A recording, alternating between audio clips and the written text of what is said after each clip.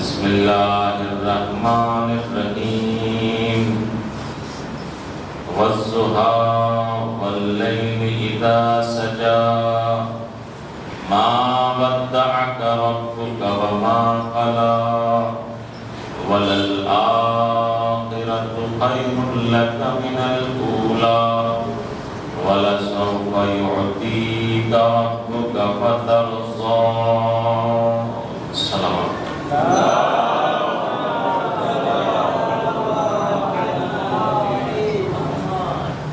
برادران عزیز و بزرگان حضرات و عزیزان مسلم کربلا،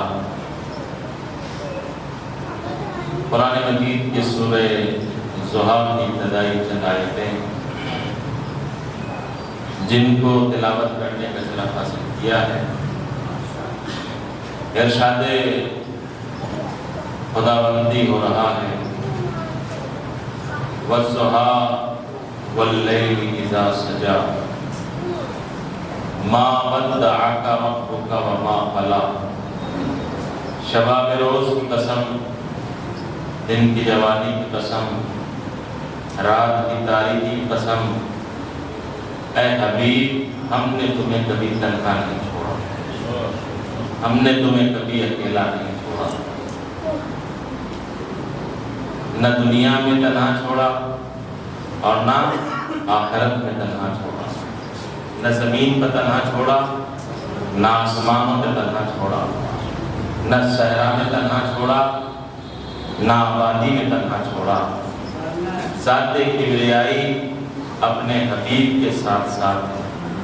یہ تو حبیب پروردگار ہے کہ جس کو اللہ کہہ رہا ہے کہ ہم نے تمہیں کبھی اکیلا نہیں چھوڑا، حالانکہ اللہ تو ہر بندے کے ساتھ ہے، بلکہ اس کی شہرت سے بھی زیادہ قریب. لہذا ہر بندے کے ساتھ خدا موجود ہے، انسان کی شہرت سے بھی زیادہ قریب ہے.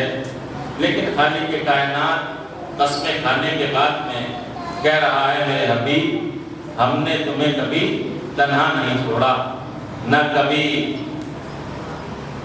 زمین پہ تنہا چھوڑا، نہ آسمان میں تنہا چھوڑا، نہ صحرا میں تنہا چھوڑا، نہ آبادی میں تنہا چھوڑا، نہ میدان جنگ میں تنہا چھوڑا، نہ میدان صلح میں تنہا چھوڑا.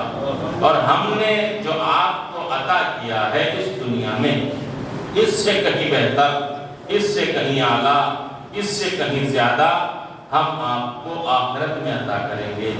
اور اتنا عطا کریں گے، اتنا عطا کریں گے کہ آپ اپنے رب سے راضی ہو جاؤ. یہ مسئلہ ہے. آپ پورا قرآن پڑھ ڈالیے، 6666 آیات کے درمیان انبیاء کی دعائیں موجود ہیں، رسولوں کے التماسات موجود ہیں، نبیوں کی تمنائیں موجود ہیں. ہر نبی کی خواہش، ہر نبی کی آرزو، ہر نبی کی تمنا، ہر نبی کی چاہت یہی ہے کہ میرا رب مجھ سے راضی ہو جائے، میرا پالنے والا مجھ سے راضی ہو جائے، میرا خالق مجھ سے راضی ہو جائے، میرا مالک مجھ سے راضی ہو جائے. ہر نبی یہ خواہش ہے، ہر نبی کا خیال ہے، ہر نبی کی آرزو ہے، ہر نبی کی تمنا ہے کہ میرا رب مجھ سے راضی ہو جائے. یہ کون کہہ رہے ہیں؟ یہ نبی کہہ رہے ہیں، یہ رسول کہہ رہے ہیں، یہ پیغمبران کہہ رہے ہیں کہ میرا پروردگار مجھ سے راضی ہو جائے، میرا خالق مجھ سے راضی ہو جائے، میرا پالنے والا مجھ سے راضی ہو جائے. لیکن اللہ کہہ رہا ہے میرا حبیب مجھ سے راضی ہو جائے. اللہ کہہ رہا ہے کہ میرا حبیب مجھ سے راضی ہو جائے. رضائے مصطفیٰ کتنے عروج پر ہے. فاطمہ زہرا کے پاک کی رضا اللہ کو کتنی مطلوب ہے کہ خالق کائنات کہہ رہا ہے کہ میرا حبیب مجھ سے راضی ہو جائے. پروردگار عالم نے اپنی رضا کے مسئلے کو اور تمام انبیاء کے رضا کے مسئلے کو قرآن مجید میں تحریر فرمایا. یہ بھی بتایا کہ اللہ کیسے راضی ہوتا ہے اور یہ بھی بتایا کہ اللہ کا حبیب کیسے راضی ہوتا ہے. قرآن مجید ارشاد پروردگار ہو رہا ہے قد نرا تقلب وجهك في السماء. اے میرے حبیب، اے میرے پیغمبر، اے میرے رسول، ہم آپ کے چہرے کو کو بار بار آسمان کی جانب بلند ہوتا ہوا دیکھ رہے ہیں۔ اے میرے رسول، ہم آپ کے چہرے کو مسلسل دیکھ رہے ہیں آسمان کی جانب بلند ہوتا ہوا۔ بھئی نبی آسمان کی جانب چہرے کو کیوں بلند کر رہے ہیں؟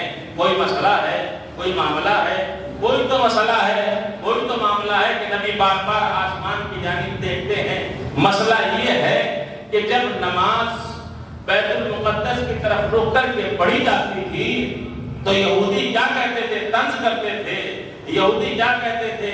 نبی پر طعنے کستے تھے، اور اس طعنے کی وجہ سے، اس طنز کی وجہ سے حضرت محمد مصطفیٰ صلی اللہ علیہ وسلم اپنے چہرے کو بار بار آسمان کی جانب بلند کرتا ہے، بار بار آسمان کی جانب نظروں کو اٹھاتے ہیں۔ پروردگارا، یہ مسئلہ کیا ہے؟ یہ بات کیا ہے؟ تیرا حبیب بار بار آسمان کی جانب دیکھ رہا ہے، آخر تیرا رسول چاہتا کیا ہے؟ اللہ نے بار بار نبی کے چہرے کو جب آسمان کی طرف اٹھتا ہوا دیکھا تو اللہ نے کہا میرے حبیب ہم اسی کو قبلہ بنا دیں گے جس سے آپ راضی ہیں۔ اے میرے رسول، اے میرے پیغمبر، اے طٰہٰ، اے یاسین، اے مزمل، ہم اسی کو قبلہ بنا دیں گے جس سے آپ راضی ہیں۔ لہذا ایک مسئلہ تو حل ہو گیا کہ پیغمبر کیسے راضی ہوتے ہیں۔ پیغمبر کی رضا کا مسئلہ تو اس طریقے سے حاصل ہو گیا کہ جب کعبہ قبلہ بن جائے تو اللہ کا حبیب راضی ہوتا ہے۔ لیکن ایک مسئلہ تمام انبیاء کے پیش نظر ہے۔ ہر نبی کی خواہش، ہر نبی کا خیال، ہر نبی کی آرزو، ہر نبی کی چاہت، ہر نبی کی تمنا یہ ہے کہ میرا رب کیسے راضی ہو، میرا پروردگار کیسے راضی ہو۔ تو خالق کائنات نے اپنے رضا کے مسئلے کو بھی کلام الہی میں تحریر فرمایا، ارشاد فرمایا الیوم اکملت لکم دینکم واتممت علیکم نعمتی ورضیت لکم الاسلام دینا۔ ارے جب غدیر قم میں مولا کائنات کی ولایت کا اعلان اللہ نے اپنے حبیب سے کرایا تو سند کے طور پہ کہا آج میں تم سے راضی ہو گیا۔ لہذا ایسا لگتا ہے جیسے اللہ میں اور پیغمبر میں یہ پہلے سے طے تھا کہ ہم کعبے کو قبلہ بنائیں گے، آپ راضی ہو جانا، اور ہم کعبے کو قبلہ بنائیں گے، آپ راضی ہو جانا، اور آپ علی کو مولا بناؤ گے تو ہم راضی ہو جائیں گے۔ صلوات پڑھے گا محمد۔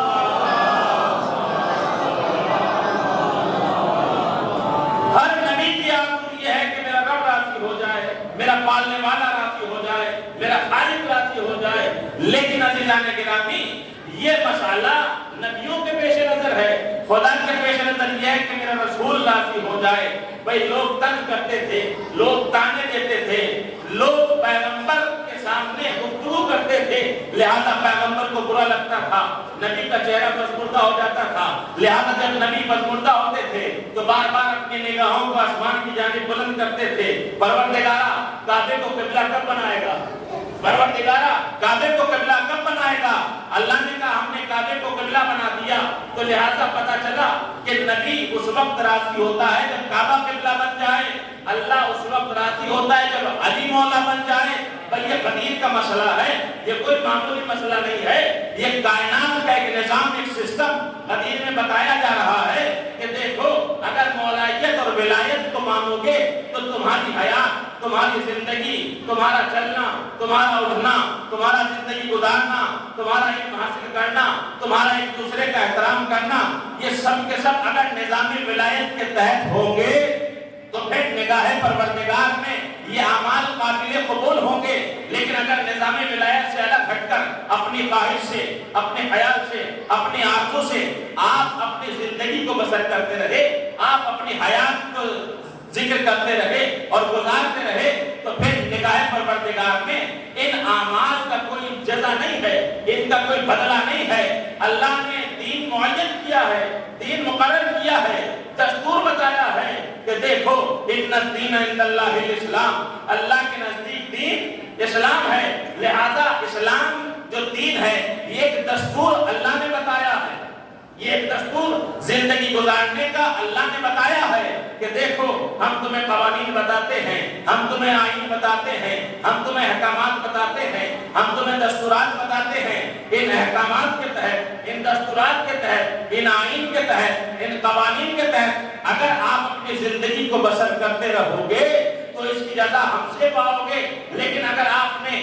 ہمارے دین کے مقابل میں، ہمارے آئین کے مقابل میں، ہمارے دستورات کے مقابل میں اپنے دستورات بنا لیے، اپنے قوانین بنا لیے، اپنے آئین بنا لیے، تو لہذا جب تم ان اعمال کو کرتے جاؤ گے، ہماری بارگاہ میں پہنچو گے، تو دیکھو ہم تمہیں اس کی کوئی جزا نہیں دیں گے۔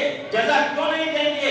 اس لیے جزا نہیں دیں گے کہ اللہ کے بتائے ہوئے دستور پر چل کے اللہ تک نہیں پہنچے، اپنے قوانین پر چل کے اللہ تک پہنچے ہیں۔ لہذا اللہ کہے گا اگر میرے دستور پر زندگی بسر کرتے ہوئے مجھ تک پہنچتے تو میں تمہیں جزا دیتا، میں تمہیں انعام دیتا، میں تمہیں سہولتیں دیتا، میں تمہیں آرام دیتا۔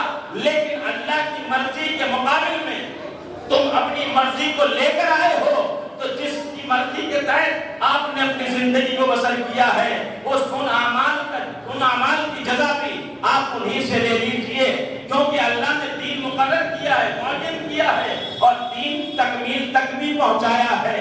تو دین کے اندر ہر شے موجود ہے، دین کے اندر عبادت بھی ہے، دین کے اندر سخاوت بھی ہے، دین کے اندر تعلیم بھی ہے، دین کے اندر تربیت بھی ہے، دین کے اندر والدین کا احترام بھی ہے، دین کے اندر ہر شے موجود ہے۔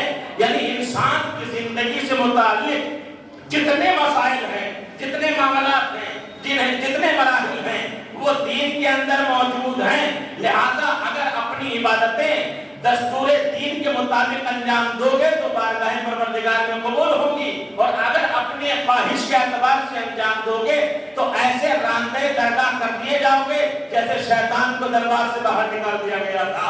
صلوات پڑھے گا محمد والے۔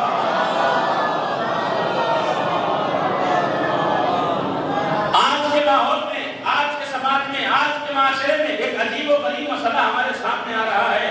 وہ مسئلہ یہ ہے، ایک مسئلہ خدا پسندی کا ہے اور ایک مسئلہ خود پسندی کا ہے۔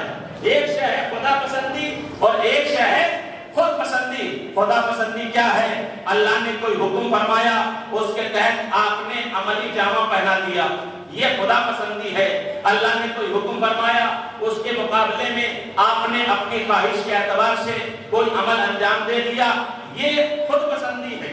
لہذا انسان جانے، انسان غور کرے، انسان فکر کرے کہ خدا پسندی کیا ہے اور خود پسندی کیا ہے۔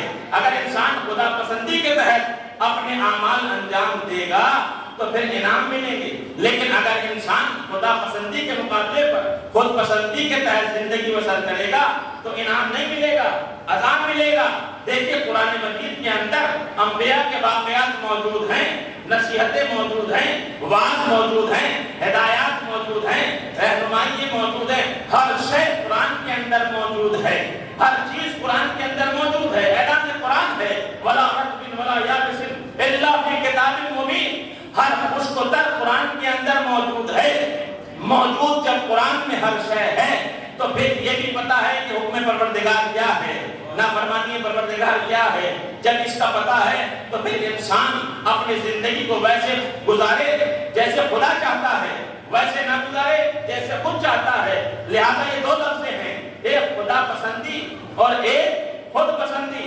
خدا پسندی اور خود پسندی میں فرق یہ ہے کہ اللہ اگر کسی کام کو کرنے کے لیے کہے تو آپ اسے کریں تو یہ خدا پسندی کہلاتا ہے، لیکن اگر اللہ کے حکم کے مقابلے میں آپ اپنی پسند کو آگے رکھیں تو یہ خود پسندی کہلاتا ہے۔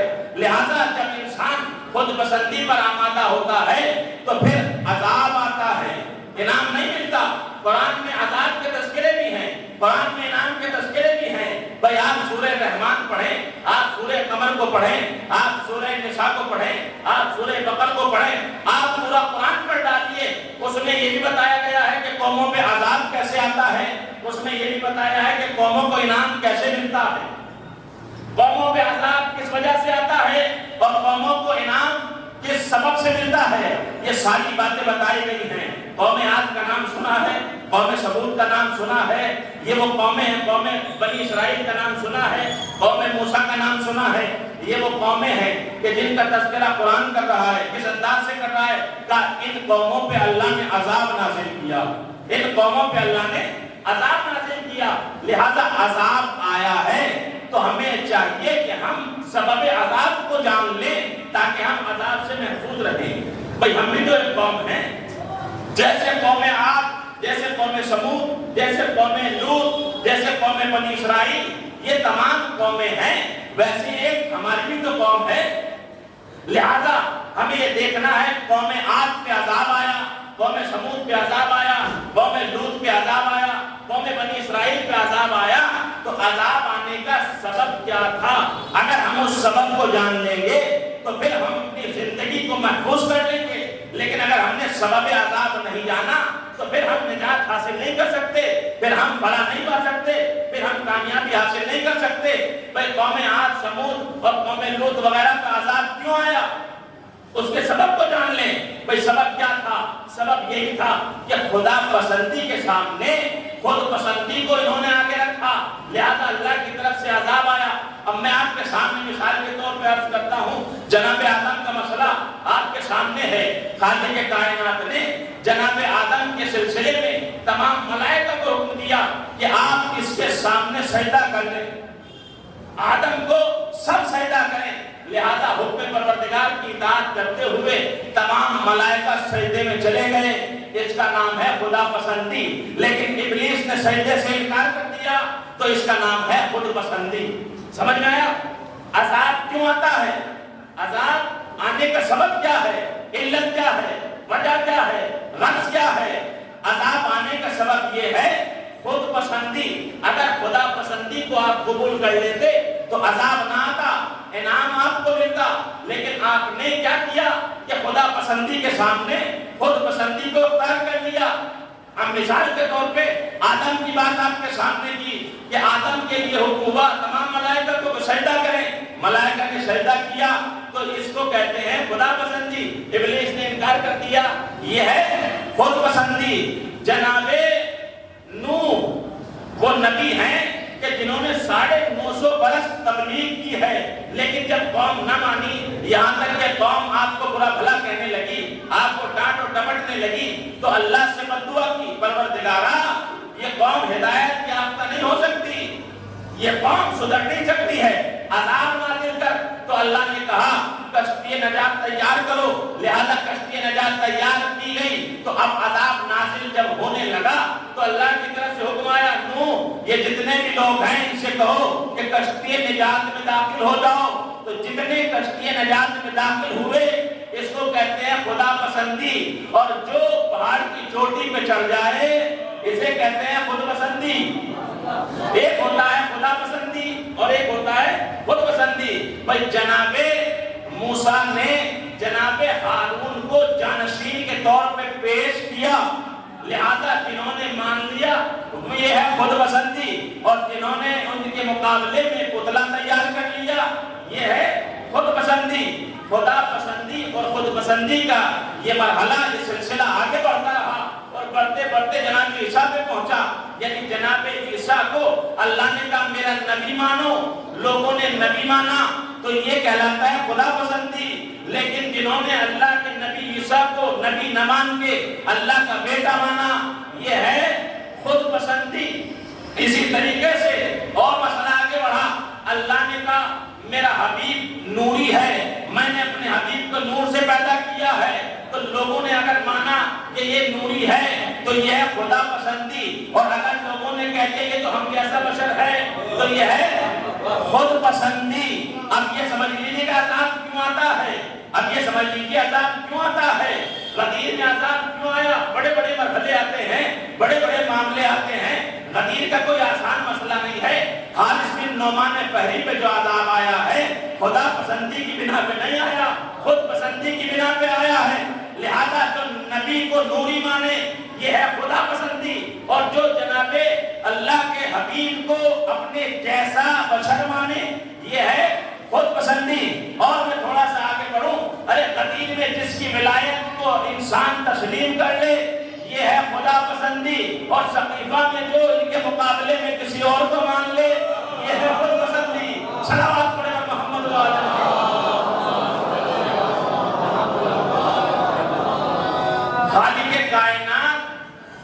پسندی اور خود پسندی بتا رہا ہے، اسباب بتا رہا ہے، عذاب کیوں آتا ہے، انعام کیوں آتا ہے۔ عذاب اس لیے آتا ہے کہ اللہ نے اپنی بات کو پیش کیا، لوگوں نے انکار کر دیا، تو اب عذاب آنا ہے۔ من اہتدی فإنما يهتدي لنفسه من ضل فإنما يضل عليها ولا تزر وازرة وزر أخرى۔ خالق کائنات کا کھلا ہوا اعلان ہے، وما كنا معذبين حتى نبعث رسولا۔ من اہتدی فإنما يهتدي لنفسه، جو راہ ہدایت پہ آتا ہے وہ اپنے فائدے کے لیے ہدایت پہ آتا ہے، اور جس نے اپنے آپ کو راہ ہدایت سے الگ کر لیا تو راہ ہدایت سے الگ ہونے کے بعد اس نے اپنا ہی بگاڑا، کسی اور کا کوئی نقصان نہیں کیا۔ اللہ کہتا ہے وما كنا معذبين حتى نبعث رسولا، ہم اس وقت تک کسی قوم پہ عذاب نازل نہیں کرتے جب تک کہ اتمام حجت نہ کر لیں، رسول بھیج کر، ہادی بھیج کر، امام بھیج کر، جب تک ہم اتمام حجت نہ کر لیں ہم عذاب نازل نہیں کرتے۔ تو قوموں پہ اللہ نے اتمام حجت کیا ہے، کبھی آدم کے ذریعے، کبھی نوح کے ذریعے، کبھی موسیٰ کے ذریعے، کبھی عیسیٰ کے ذریعے، کبھی حضور کے ذریعے، کبھی ائمہ کے ذریعے، لیکن جنہوں نے قبول کیا وہ خدا پسندی کے زمرے میں آ گئے، اور جنہوں نے انکار کر دیا وہ خود پسندی کے زمرے میں آ گئے۔ بھئی جس نے علی کو پہلا خلیفہ برحق مان لیا یہ ہے خدا پسندی، اور اس نے چوتھا مانا یہ ہے خود پسندی۔ بھئی عذاب کا تذکرہ قرآن میں، انعام کا تذکرہ قرآن میں، جزا کا تذکرہ قرآن میں، ثواب کا تذکرہ قرآن میں۔ اب ہمیں اپنی زندگی کو لے کے چلنا ہے، آیا ہمیں عذاب میں داخل ہونا ہے یا ثواب میں داخل ہونا ہے، ہمارے لیے انعام ہے یا ہمارے لیے سزا ہے، یہ ہمیں سوچنا ہے۔ لہذا سوچنے کے لیے ضروری ہے کہ سبب عذاب کو بھی جانیں اور سبب انعام کو بھی جانیں۔ سبب کیا بتایا گیا؟ خود پسندی اور خدا پسندی۔ اگر خدا پسندی کو آپ اختیار کرو گے تو اللہ کی طرف سے انعام آئے گا، اور اگر آپ خود پسندی کو اختیار کرو گے تو انعام نہیں آئے گا بلکہ آپ پہ عذاب آئے گا۔ تاریخ گواہ ہے کہ قرآن یہ کہتا ہے کہ عذاب کا بھی ذکر ہے، انعام کا بھی ذکر ہے۔ ان تمام قوموں کے جن کے میں نے نام لیے ہیں ان میں قوم بنی اسرائیل، یہ قوم موسیٰ کہلاتی ہے۔ لہذا یہ وہ قوم ہے جس پر اللہ نے انعام بھی بہت زیادہ کیا اور اس پہ عذاب بھی بہت زیادہ کیا۔ یہ انعام کیوں ہو رہا ہے، یہ عذاب کیوں ہو رہا ہے؟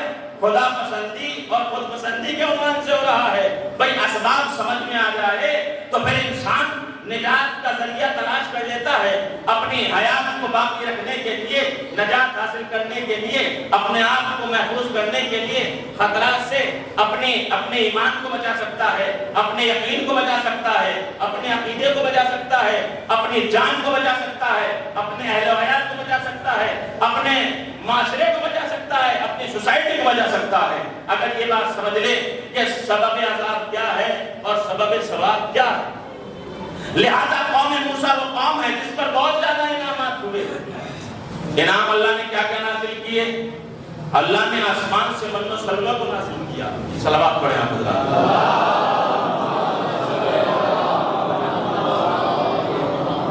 خالق کائنات نے قوم موسیٰ پر آسمان سے من و سلوہ کو نازل کیا۔ قوم موسیٰ نے کیا کہا؟ ہمیں آسمان سے من و سلوہ نہیں چاہیے، ہم تو کھانے کی چیزوں کو زمین سے اگانا چاہتے ہیں۔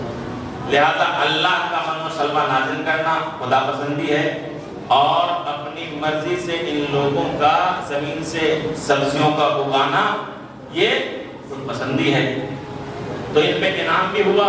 انعام کیا ہوا؟ آسمان سے من و سلوہ نازل ہوا، ان کے لیے دریا میں راستہ بنا، ان کے لیے پتھر سے چشمہ جاری ہوا۔ لہذا یہ انعامات نے تابوت سکینہ میسر ہوا، ید بیضا کا معجزہ ان کے لیے، عصائے موسیٰ کا معجزہ ان کے لیے، رحمتیں ان کے لیے، سرداری ان کے لیے، بزرگی ان کے لیے، ساری چیزیں قوم موسیٰ کے لیے بطور انعام اللہ کی طرف سے۔ لیکن یہی لوگ ہیں جن پر عذاب بھی سب سے زیادہ ہوا ہے۔ بھئی اللہ نے آسمان سے من و سلوہ نازل کیا، انہوں نے کہا وہ نہیں چاہیے، ہم زمین سے اگائیں گے۔ اللہ نے کہا اچھا ہم پتھر سے چشمہ جاری کیے دیتے ہیں، انہوں نے کہا ایک چشمہ نہیں، ہمیں تو الگ الگ چشمے چاہیے۔ اللہ نے کہا دریا میں ان کی نجات کے لیے راستہ بنا دیا جائے، انہوں نے کہا نہیں ایک راستے سے کام نہیں چلے گا، الگ الگ راستے چاہیے۔ لہذا قرآن کہہ رہا ہے کہ ان پہ عذاب کیوں آیا، ان پہ انعام کیوں آیا۔ اللہ نے انعامات ان پہ نازل کیے لیکن عذاب ان پہ نازل کیے اس وجہ سے، خود پسندی کی وجہ سے، اپنی بات کو سامنے رکھتے تھے۔ مسئلہ جناب موسیٰ تک آ گیا۔ جب جناب موسیٰ تک آیا تو جناب موسیٰ چاہتے تھے کوہ طور پر اللہ سے کلام کرنے کے لیے، اللہ سے گفتگو کرنے کے لیے۔ یہ کہنے لگے اے موسیٰ ہم بھی کوہ طور پر جائیں گے تاکہ اللہ کے کلام کو سنیں، اللہ کی گفتگو کو سنیں، اللہ کیسے اپنی آواز درخت میں پیدا کرتا ہے، اللہ کیسے گفتگو کرتا ہے، اس کا لہجہ کیا ہے، طرز تکلم کیا ہے۔ جناب موسیٰ نے اللہ سے کہا پروردگار یہ میری قوم ہے کہہ رہی ہے کہ ہم بھی تیری آواز کو سننا چاہتے ہیں، تیرے لہجے کو سننا چاہتے ہیں، طرز تکلم کو جاننا چاہتے ہیں۔ اللہ نے کہا کہ سننا چاہتے ہیں تو لے آؤ، اگر یہ سننا چاہتے ہیں تو لے آؤ۔ قوم موسیٰ کی جو تعداد تھی وہ تاریخ بتاتی ہے 7 لاکھ افراد تھے قوم موسیٰ میں، یعنی قوم بنی اسرائیل کے 7 لاکھ تھے۔ اللہ نے کیا کہا؟ اللہ نے کہا لے آؤ۔ اب لے کے چلنے لگے تو وہی آئے موسیٰ ان سب کو مت لاؤ بلکہ ان میں سے چھانٹ کے لاؤ۔ جناب موسیٰ نے چھانٹنا شروع کیا، 7 لاکھ میں سے 70,000 چھانٹ لیے۔ اب 70,000 کو لے کے چلنے لگے تو اللہ کی پھر وہی آ گئی موسیٰ 70,000 کی بہت ہے، ان میں سے بھی چھانٹ لو۔ تاریخ یہ کہتی ہے کہ ان میں سے بھی چھانٹے گئے، 70,000 میں سے 700 کو لے کے چلے۔ اللہ کا حکم آ گیا موسیٰ ان میں سے بھی ذرا چھانٹ لو۔ تاریخ یہ کہتی ہے کہ 700 میں سے 70 کو چھانٹ دیا گیا۔ اب ایک مسئلہ تو یہ ہے جہاں اللہ کے کلام کا مسئلہ آ رہا ہے، اپنے کلام کو سنوانے کا مسئلہ آ رہا ہے تو اللہ کہہ رہا ہے 7 لاکھ میں سے کم کر لو، 70,000 کر لیے گئے، 70,000 میں سے اور کم کرو، اور کم کرو، 700 میں سے اور کم کرو، 70، یعنی مجمع کو، بھیڑ کو، ازدحام کو کیا کیا جا رہا ہے؟ گھٹایا جا رہا ہے۔ مسئلہ کس کا ہے؟ اللہ کے کلام کے سننے کا۔ لہذا ایک مسئلہ کوہ طور کا ہے اور ایک مسئلہ غدیر قم کا ہے۔ ایک مسئلہ کوہ طور کا ہے اور ایک مسئلہ غدیر قم کا ہے۔ بھئی کوہ طور پہ اللہ کو اپنا کلام سنانا ہے تو مجمع کو گھٹایا جا رہا ہے، اور غدیر قم میں علی کی ولایت کا اعلان کرانا ہے۔ صلوات پڑھے اور محمد والا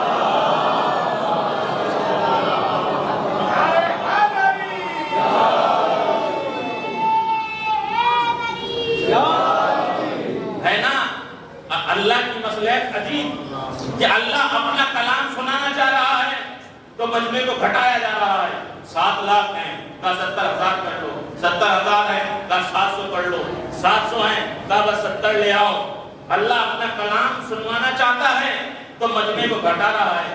غدیر میں ولایت علی کا اعلان کرانا چاہتا ہے تو کہہ رہا ہے میرے حبیب جو آگے چلے گئے انہیں بھی بلا لو، جو پیچھے رہ گئے ہیں انہیں بھی بلا لو۔ 1.25 لاکھ حاجیوں کا مجمع، یعنی جتنا زیادہ مجمع ہو جائے کوہ طور پہ مجمع گھٹایا جا رہا ہے، اور غدیر قم میں مجمع کو جمع کیا جا رہا ہے۔ بھئی مسئلہ کیا ہے، معاملہ کیا ہے، مرحلہ کیا ہے؟ بھئی موسیٰ کوہ طور پہ جا رہے ہیں تو موسیٰ کی فضیلت ہے، اللہ سے کلام کرتے ہیں، اللہ سے گفتگو کرتے ہیں، کلیم اللہ کہلاتے ہیں۔ یہ فضیلت موسیٰ ہے کہ اللہ موسیٰ سے کلام کر رہا ہے۔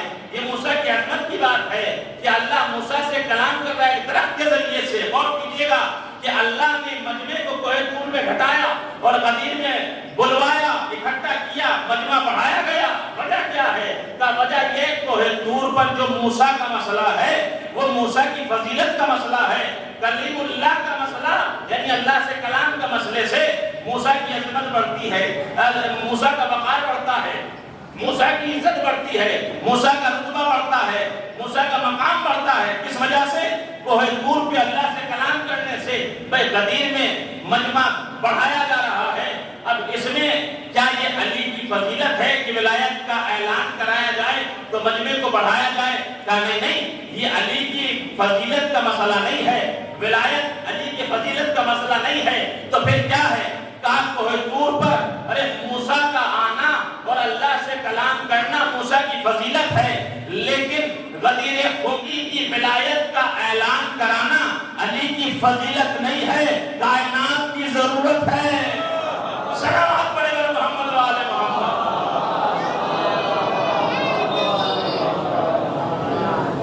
غدیر قم میں فضیلت نہیں ہے، علی کی بزرگی نہیں ہے، علی کی برتری نہیں ہے، علی کے مقام و منصب کا مسئلہ نہیں ہے، بلکہ کائنات کی ضرورت کا مسئلہ ہے۔ اگر نظام ولایت نہ ہوتا تو پھر یہ آگے سسٹم کیسے چلتا؟ اگر نظام، کیونکہ نبوت کا دروازہ بند ہو چکا ہے، آخری نبی آ گئے، اب یہ جانے والے ہیں، تو نبوت کا دروازہ ختم ہو گیا ہے آخری پیغمبر پر۔ لیکن اب آگے کا جو مسئلہ ہے، آگے کا جو نظام ہے، اسے کہتے ہیں نظام ولایت۔ تو ولایت کی علی کو ضرورت نہیں ہے، ولایت کی کائنات کو ضرورت ہے۔ لہذا جب نظام ولایت کائنات کے سامنے پیش کیا جائے گا تو پھر کائنات میں زندگی بسر کرنے والے، کائنات میں حیات گزارنے والے، کائنات میں ارتباط و تعلق رکھنے والے ارے نظام ولایت کو دیکھتے جائیں اور اپنی زندگی کو بسر کرتے جائیں۔ یہی وجہ ہے کہ جب بارگاہ پروردگار میں حاضر ہوں گے تو سوال ہوگا، بھائی اپنے نظام کے تحت چل کر ہم تک آئے یا نظام ولایت کے تحت چل کر ہم تک آئے؟ جو اپنے نظام کے تحت چل کر اللہ تک جائے گا اسے جہنم میں داخل کر دیا جائے گا، اور جو ولایت کے نظام کے تحت چل کر خدا تک پہنچے گا اسے جنت المعلی میں جگہ قرار دی جائے گی۔ صلوات پڑھے محمد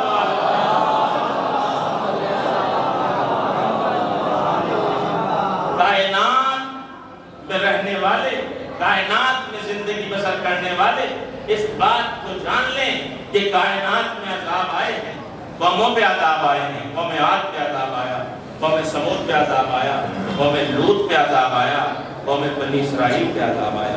تو عذاب آنے کے جو اسباب ہیں وہ کیا ہیں؟ اگر ہم ان کو جان لیں تو پھر ہم نجات حاصل کر سکتے ہیں۔ اب وہ اسباب کیا ہیں؟ ان اسباب میں سے ایک سبب ہے خود پسندی۔ آج کے ماحول میں، آج کے معاشرے میں بھی خود پسندی بہت زیادہ ظاہر و آشکار ہے۔ دین کچھ کہتا ہے، دین پہ چلنے والا کچھ کہتا ہے۔ اسی لیے میرے مولا نے فرمایا ان الناس عبید الدنیا، لوگ دنیا کے بندے ہیں۔ بندے کیوں ہیں؟ یہ لوگ دنیا کے بندے کیوں ہیں؟ اس لیے ہیں کہ دین ان کی زبان پر صرف لقلقہ ہے۔ اگر ان کی دنیا محفوظ ہے تو پھر یہ بڑے دیندار ہیں، یہ بڑے نمازی ہیں، یہ بڑے پرہیزگار ہیں، یہ بڑے متقی ہیں، یہ بڑے اپنے اعمال صالحہ انجام دینے والے ہیں۔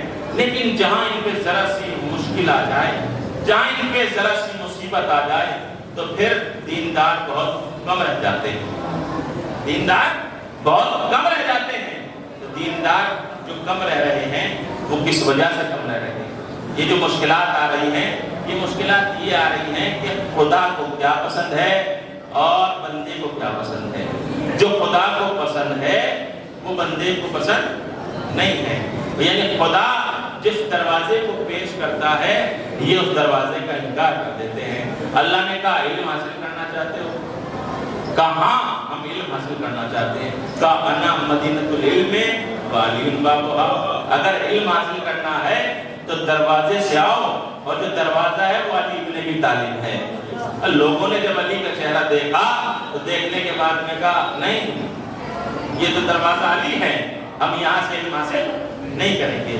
ہے نا بہت سارے، حالانکہ علوم کا جو سیلاب ہے وہ علی سے ہی گزر کے آتا ہے۔ اللہ نے کہا کہ یہ دروازہ علم ہے، شہر علم کا علی دروازہ ہے، علی حکمت کا دروازہ ہے۔ اب اگر حکمت چاہیے تو علی کے پاس جانا پڑے گا، اگر علم چاہیے علی کے پاس جانا پڑے گا۔ اب علی کے پاس جانا بھی پڑا اور کبھی علی کو آنا بھی پڑا۔ بھائی جانا نہیں پڑا، کہ جانا اس لیے پڑا کہ جب مسئلہ پھنس گیا تو پھر کہا اگر یہ نہ ہوتے تو ہم ہلاک ہو جاتے۔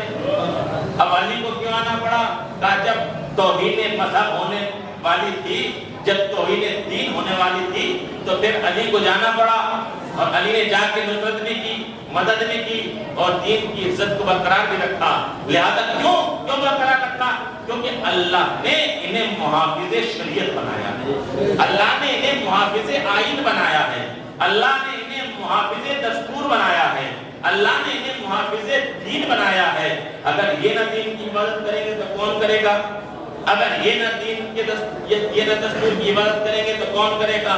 لہذا جب دین پہ کوئی مرحلہ آیا یا تو علی آگے بڑھے یا اولاد علی آگے بڑھی۔ سن 60 ہجری 61 ہجری یہ وہ زمانہ ہے کہ جس میں دین پر وقت آ رہا تھا، یعنی دین کو برباد کیا جا رہا تھا، دین کو غلط غلط کیا جا رہا تھا، حلال محمدی کو حرام کیا جا رہا تھا، حرام محمدی کو حلال کیا جا رہا تھا۔ اور میرے مولا فرما رہے تھے ارے تم دیکھ نہیں رہے ہو کہ حق کو ترک کر دیا گیا ہے اور باطل کی پیروی ہو رہی ہے، حلال کو حرام اور حرام کو حلال کیا جا رہا ہے۔ لیکن بڑے بڑے دیندار موجود تھے، بڑے بڑے نمازی موجود تھے، بڑے بڑے صحابہ موجود تھے، بڑے بڑے پاکردار لوگ موجود تھے، لیکن دین کے مسئلے پہ خاموش تھے۔ لیکن جو محافظ دین تھا وہ کھڑا ہوا، کہا اگر دین کی بقا کے لیے اولاد کی ضرورت ہے تو اولاد دوں گا، مال کی ضرورت ہے تو مال قربان کروں گا، جان کی ضرورت ہے تو جان کو قربان کروں گا۔ تاریخ یہ کہتی ہے کہ آج ماہ محرم الحرام کی پہلی تاریخ ہے، اور یہ وہ تاریخ ہے کہ جب محرم کا چاند نمودار ہوتا تھا تو آل محمد میں سوگ کی لہر دوڑتی تھی، آل محمد غمگین ہوتے تھے، غمزدہ ہوتے تھے۔ روایات ملتی ہیں کہ جب بھی محرم آتا تھا تو آئمہ روتے تھے، گریہ کرتے تھے، بیٹھ جاتے تھے۔ تاریخ کہتی ہے پہلی محرم 8ویں امام کا زمانہ اور ماہ محرم کی پہلی تاریخ آئی تو اصحاب بیٹھے ہوئے تھے، ارے اپنے جد حسین کے بارے میں تذکرہ ہو رہا تھا، کربلا کا ذکر ہو رہا تھا، مسائل بیان کیے جا رہے تھے، گفتگو ہو رہی تھی۔ دوران گفتگو ایک شاعر آل محمد آ گیا جس کا نام تاریخ نے دیبل خدائی رکھا ہے۔ لہذا جب میں حاضر ہوا، جب میں آیا تو آ کے امام کو سلام کیا۔ امام نے ایک مرتبہ دیبل کو دیکھا اور دیکھنے کے بعد اس کے سلام کا جواب دیا، اور جواب دینے کے بعد نے کہا دیبل مرحبا، اے دیبل مرحبا، تم ہمارے مددگار بھی ہو اور ہمارے مددگار بھی ہو، آ جاؤ، آئے ہو کہا کس لیے آئے ہو؟ کہا آقا ماہ محرم آ گیا ہے، میں مرثیہ لکھ کے لایا ہوں تاکہ آپ کو سنا دوں۔ ایک مرتبہ امام فرش سے جلدی سے اٹھے اور اٹھنے کے بعد میں اپنے دست مبارک سے ایک پردہ آویزہ کیا اور بیت الشرف میں تشریف لے گئے اور جا کے کہا اے نبی زادیوں، اے آل محمد کی بچیوں، ارے دیبل خدائی میرے جد حسین کا مرثیہ پڑھنے کے لیے آیا ہے، آ جائیے، پس پردہ بیٹھ جائیے۔ تاریخ یہ کہتی ہے امام نے اپنے ہاتھوں سے پردے کو آویزہ کر دیا، بیویاں آئیں اور آنے کے بعد پردے کے پیچھے بیٹھ گئیں، ارے مولا بھی آ کے فرش پر بیٹھ گئے، اصحاب بھی بیٹھے ہوئے تھے۔ دیبل خدائی سے کہا دیبل خدائی مرثیہ جانب کے لائے ہو، ذرا بیان تو کرو۔ ایک مرتبہ دیبل کھڑے ہو گئے اور کھڑے ہونے کے بعد میں ایک مرتبہ مرثیے کو دہرانا شروع کیا، مرثیے کو پڑھنا شروع کیا۔ اس میں جب مرثیہ پڑھتے رہے ایک مفہوم یہ بھی تھا کہ دیبل نے کہا اے بنت رسول، اے بنت محمد، اے فاطمہ، اے محمد کی بیٹی فاطمہ، ارے کیا آپ دیکھ نہیں رہی ہیں آسمان عزت کے ستارے ارے زمین میں کیسے بکھرے پڑے ہیں؟ اے بنت رسول ذرا اٹھ کے دیکھیے تو ذرا اٹھ کے دیکھیے تو صحیح، آسمان عزت کے ستارے زمین پر کیسے بکھرے پڑے ہیں؟ ارے کوئی مدینے میں سو رہا ہے، ارے کوئی نجف میں سو رہا ہے، کوئی کربلا میں سو رہا ہے، کوئی بغداد میں سو رہا ہے۔ ابھی یہ بیان ہو ہی رہا تھا، ایک مرتبہ امام کے گریہ کی آواز بلند ہونے لگی، ارے بیویوں کی رونے کی آواز بلند ہونے لگی، اصحاب رونے لگے، آنسو بہنے لگے۔ تاریخ یہ کہتی ہے امام نے جب یہ قصے سنے اور اس مفہوم کو سنا تو ایک مرتبہ کا دیبل ارے کیا کہہ رہا ہے؟ ایک مرتبہ ذرا پھر دہرانا۔ دیبل نے دہرا دیا اے فاطمہ ارے ذرا اٹھ کر تو دیکھیے صحیح، آسمان میں عزت کے ستارے ارے زمین پر کیسے بکھرے پڑے ہیں۔ کوئی مدینے میں سو رہا ہے، کوئی نجف میں سو رہا ہے، کوئی کربلا میں سو رہا ہے، کوئی بغداد میں سو رہا ہے۔ امام نے کہا دیبل خدائی ذرا میرے قریب آ جا اور اس میں ایک شعر کا اور اضافہ کر لے۔ ایک مرتبہ کہتا ہے مولا ذرا ارشاد تو فرمائیے۔ امام نے کہا ایک یہ شعر کس میں اضافہ کرنے کا کیا؟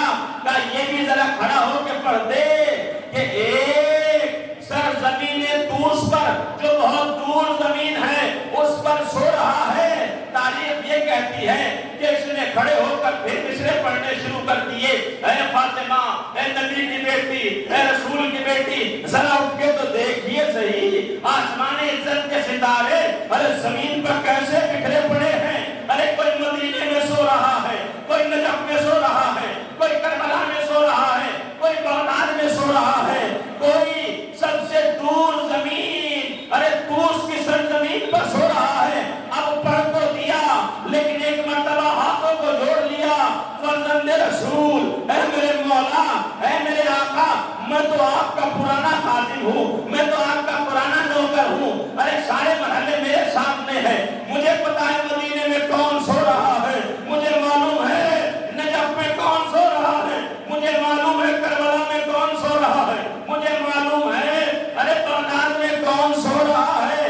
اب کیونکہ 7 اماموں تک کا زمانہ گزرا تھا، 8ویں امام زندہ تھے، اسے بس اتنا ہی پتا تھا کہ 7ویں امام بغداد میں سو رہے ہیں. ہاتھوں کو جوڑ کے کہتا ہے پرانا خادم ہوں، پرانا نوکر ہوں، یہ کیسے ہو سکتا ہے. ارے سب جگہ کا مجھے پتا ہے کہ کہاں آسمان عزت کے ستارے سو رہے ہیں. یہ شہر طوس یہ کون سی جگہ ہے، یہ سب سے دور یہ کون سا مقام ہے، وہاں پر کون سو رہا ہے. امام نے کہا ہم تجھے صحیح سوال کیا، تجھے کیا پتا، تجھے کیا اطلاع، تجھے کیا معلوم، لے ہم بتائے دیتے ہیں. جو سب سے دور سرزمین طوس ہے ارے اس پر سونے والا ابھی سویا نہیں ہے. تیرے سامنے علی رضا موجود ہے. ان قریب ارے شہر طوس میں سب سے دور جگہ پر ارے روئے گا تاریخ، سوئے گا تاریخ یہ کہتی ہے. ایک مرتبہ دیویل نے جب ان اشعار کو پڑھنا شروع کیا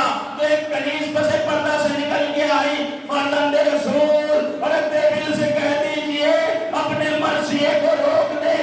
کیا وجہ ہے؟ کہا آپ کی پیاری بہن معصوم گم بے ہوش ہو گئی ہے. اجرکم اللہ. ارے سر و سینہ پٹنے لگا.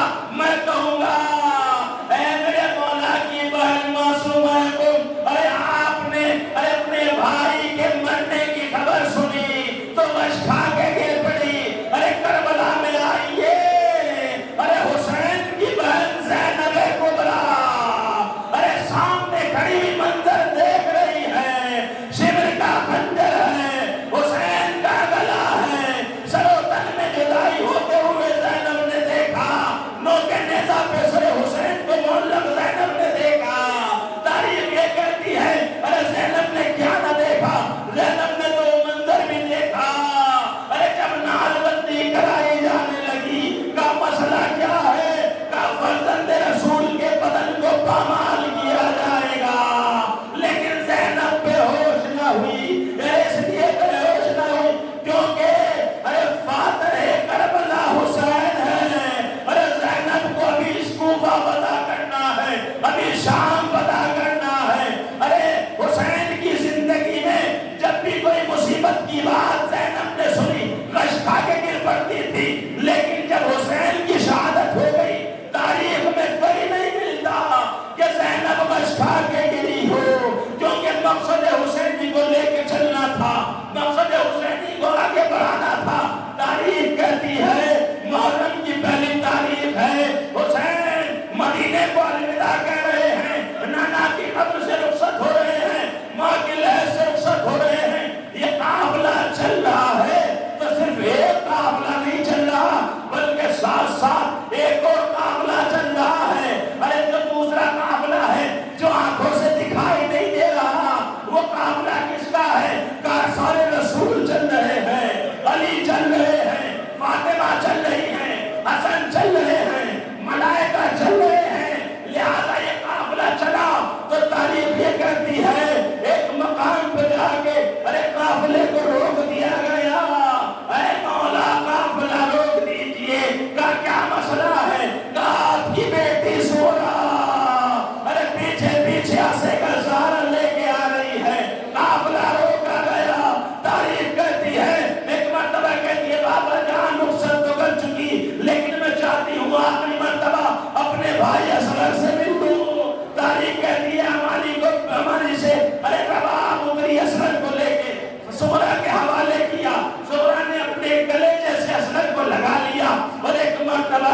کہ بابا اگر میرا بھائی اپنی مرضی سے جائے تو لے لینا، اور اگر نہ جائے تو میرے پاس چھوڑ دینا، میں اس کا خیال رکھوں گی، میں اس کا دھیان رکھوں گی، میں اس کی پرورش کروں گی۔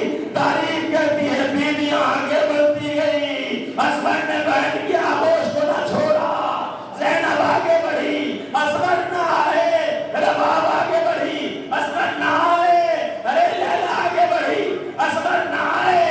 تاریخ کہتی ہے آخر میں حسین آگے بڑھے، اور ایک مرتبہ اصغر کے کان تک اپنے منہ کو لے کے گئے، عجب نہیں حسین نے کیا کہہ دیا، ارے جلدی سے بہن کی آغوش کو چھوڑ دیا، اور بہن کی آغوش میں آ گئے، ارے اصغر تو بابا کی گود میں آ گئے، لیکن سمرا تڑپ گئی، اے بابا ارے میرے اصغر کے کان میں ایسا کیا کہہ دیا کہ بھائی بہن سے ناراض ہو گیا، ارے آغوش کو چھوڑ کے چلا گیا۔ عجب نہیں میرے مولا نے کہا ہو اے اصغر اگر سمرا کے پاس مدینے میں رہ گئے تو کربلا میں حرملہ کا 3 بار کا تیر کون کھائے گا؟ یہ فرزند رسول ہے جو اپنے قربانیاں پیش کر رہا ہے، ارے 6 مہینے کا بچہ بھی اس دین کے تحفظ کے لیے فرزند رسول نے قربان کر دیا۔ اللہ